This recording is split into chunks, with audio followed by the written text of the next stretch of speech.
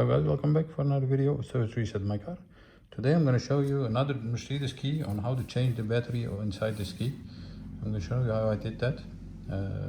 Before we start, I want to mention our YouTube channel, Service Reset My Car. Have a look at our channel. We have more than 350 other videos on how to change the batteries or some tips and tricks on how to reset several services, indicators on different model cars.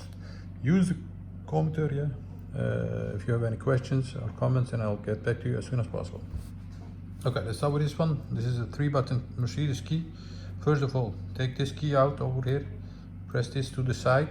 Once you press that, this comes up, take this out, and then it's very easy to get this out. Just hold this key and put it in there, and there's a mechanism over here. Once you press that, this comes up like this. Once again, use this on the very right bottom side. Look, that pops up. Once that pops up, you can take out the battery and change it to another one. Take out this battery, of course,